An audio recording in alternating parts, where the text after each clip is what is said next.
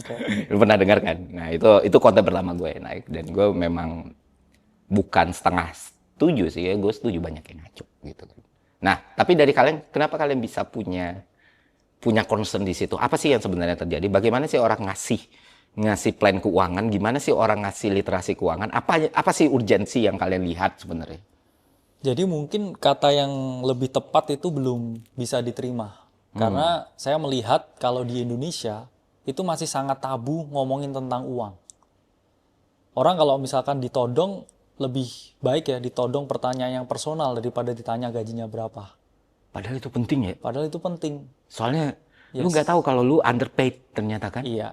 Karena kan Iya, dengan iya, iya. kita ngomongin tentang keuangan, kita akhirnya memiliki standar keuangan. Kalau kita ngomong di luar negeri, itu orang secara terbuka ngomongin tentang keuangan, ngomongin tentang finansial, ngomongin tentang planning ke depannya. Karena kebiasaan dari beberapa orang di kita, itu adalah kita tuh sering mengomongkan hal-hal yang seharusnya nggak diomongkan, tapi hal-hal yang harusnya diomongkan tuh nggak pernah diomongkan. Contoh.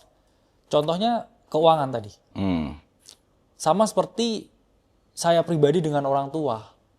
Karena saya orang Jawa dengan segala kebudayaan yang ada. Istilahnya ada namanya sungkan. Atau bahasanya itu tidak enak. Antara orang tua dan anaknya. Bahkan saya dididik secara besar. Ini selama bertahun-tahun saya pribadi tuh nggak ngerti keadaan finansial keluarga itu seperti apa. Ditutupi. Bilangnya selalu cukup. Ini urusannya orang tua. Itu kan sebenarnya kalau kita bisa lebih terbuka, sebenarnya kan banyak hal yang bisa kita rencanain ke depannya. Jadi kita ingin membuat bahwa ngomongin finansial, ngomongin tentang duit itu bukan sesuatu yang tabu. Dan kalau memang orang masih diklasifikasi, ya kita ngomong, belum mencapai tingkat keuangan tertentu, ya harus kita sampaikan dengan cara yang kita ngomong menggelitik lah.